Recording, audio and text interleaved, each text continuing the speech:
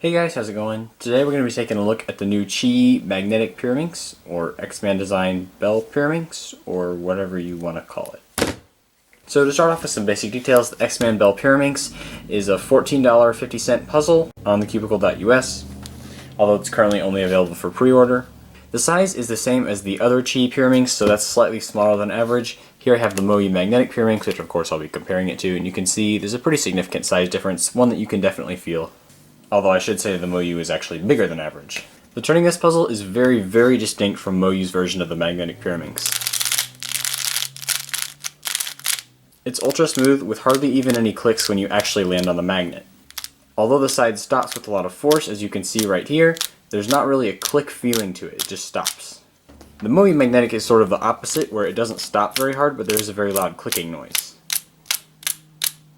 The magnets in the QiYi Pyraminx overall definitely seem to be significantly stronger. But the overall feeling is definitely just silky smooth. Worth noting that the mechanism of this QiYi really hasn't been updated. The only thing that's different is the magnets. And it's not really a downside. QiYi really needed to update their Pyraminx mechanism, while QiYi already had a pretty advanced one.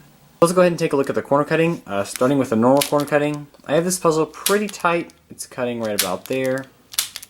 And the reverse cutting is even better, which seems to be sort of the norm for Pyraminx these days.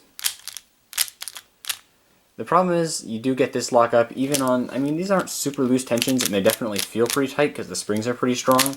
You will get that lockup right there from time to time, which is pretty frustrating. So I talked a lot about the tips in the unboxing and how much I liked them, and I've actually done some stuff to them since then. I thought that they were a little too strong, and they had 2 magnets in them at that point, so I went ahead and knocked it down to just 1 magnet inside the tip.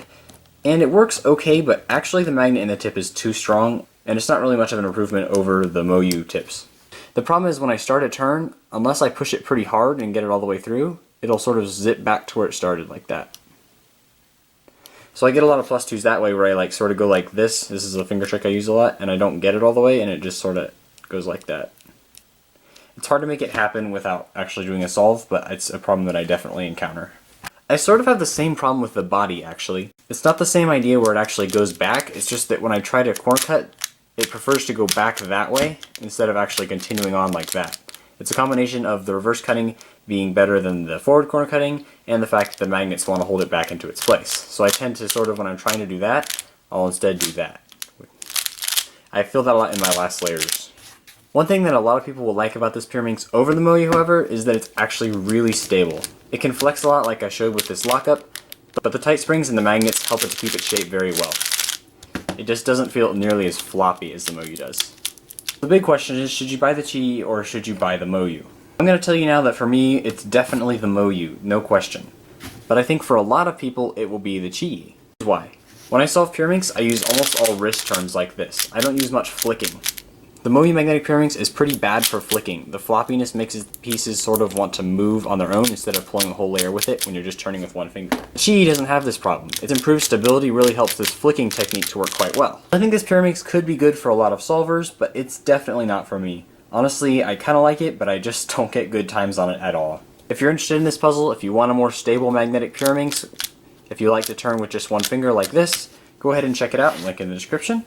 That's all for this review. Thanks a lot to QiYi for sending me this puzzle. Really appreciate that, and I'll see you guys later.